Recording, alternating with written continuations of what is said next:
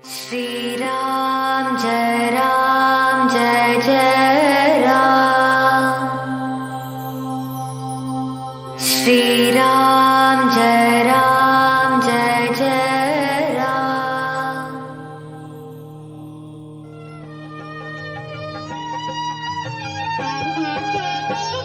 उभरहि विमल बिलोचन ही के मिटहि दोष दुख भवर जनी सूझहि रामचरित मनि मानिक गुप्त प्रगट जह जो जेहि खानिक।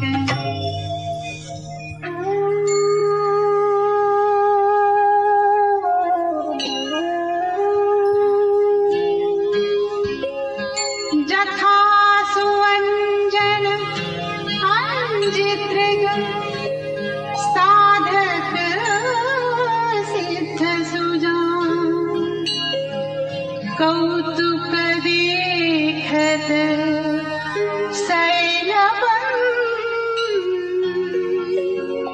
भूतल भूरि धाम।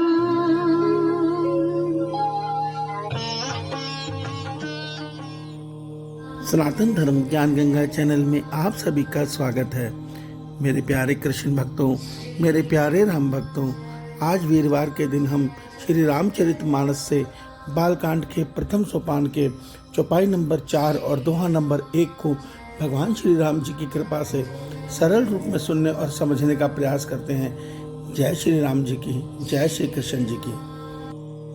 मेरे प्यारे राम भक्तों, भगवान श्री रामचंद्र जी के निर्मल सुंदर चरित्र का वर्णन गोस्वामी तुलसीदास जी ने त्रेता युग में रामायण रूपी ग्रंथ में लिखा, जो कलयुग में संस्कृत भाषा लुप्त होने के कारण लुप्त प्राय हो गया, जिसे भगवान श्री राम जी की ही प्रेरणा से श्री गोस्वामी तुलसीदास जी ने आज से 500 साल पहले आज की आसान भाषा अवधि में लिखा।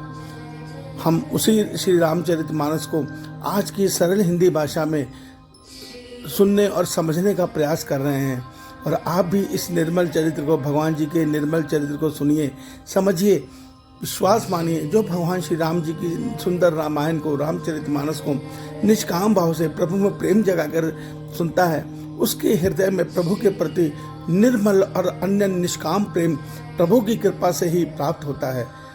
आज हम श्री गोस्वामी तुलसीदास जी कृत रामायण रामचरितमानस से प्रथम सोपान के बालकांड के प्रथम सोपान के चौपाई नंबर 4 और दोहा नंबर 1 को सुनेंगे और समझेंगे।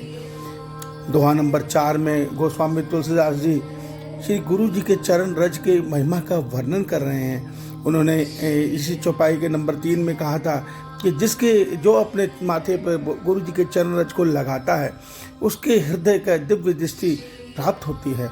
उससे आगे आज के चौपाई में गोस्वामी तुलसीदास जी कहते हैं, गुरु जी के चरण रज की महिमा से मनुष्य के मन में दिव्य दृष्टि अर्थात उसके मन में विवेक ज्ञान उत्पन्न हो जाता है, और उस विवेक ज्ञान से संसार रूपी जो अंधकार है, अर्थात जो ये संसार है, ये अज्ञान रूपी अंधकार है, ये असत्य है, इसका सारा भेद उसके मन में समझ में आ जाता है, और वह सत्य अर्थात श्री राम जी के रूपी के चरित्र के जो निर्मल गूढ़ रहस्य हैं, जो मनुष्य वैसे नहीं जान सकता, वो विवेक ज्ञान उत्पन्न होने से इस लीला में जो गूढ़ रहस्य है उसको समझ जाता है, अर्थात वह यह सत्य समझ जाता है। भगवान श्री राम जी कोई साधारण मनुष्य या महापुरुष नहीं, वो तो परब्रह्म परमात्मा है, जो सृष्टि के कल्याण हेतु श्री राम रूप में अवतरित हुए हैं, जिन्होंने बीड़ा उठाया है कि वह इस धरती को राक्षसों से विहीन कर देंगे।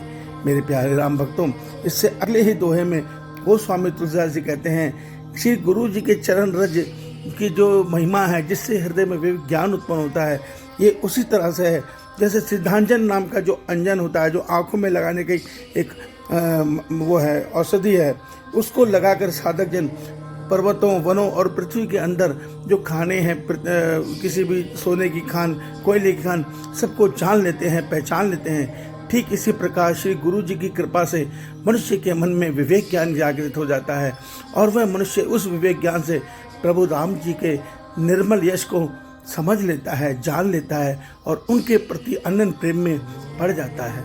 क्योंकि देखिए ज्ञान क्या है, ज्ञान यही है कि एक ईश्वर के अतिरिक्त किसी अन्य की कोई सत्ता नहीं है, और वही ईश्वर श्री राम रूप में, श्री कृष्ण जी रूप में अवतरित होते हैं। किस लिए? अधर्म के नाश के लिए और धर्म की स्थापना के लिए। ये सत्य जब मनुष्य समझ जाता है और ये सत्य जान लेता है कि एक परमात्मा अर्थात एक राम जी के अतिरिक्त किसी अन्य की कोई सत्ता है ही नहीं, सब कुछ राम जी ही हैं। जैसे गोस्वामी तुलसीदास जी लिखते हैं, सिया राम मैं सब जग जानी। ये सत्य है, वो अनुभव करके बता रहे हैं। वो ये नहीं कह रहे कि मैं समझ रहा हूँ, मैं जान गया हूँ, मैं रामायण लिख रहा हूँ, मैं प्रभु की कृपा से जान गया हूँ कि सिया राम, सब ये सारा जग जो है ये सिया राममय है। ईश्वर आप सभी का कल्याण करें, आपका दिन शुभ हो। जय श्री राम जी की, जय श्री कृष्ण जी की।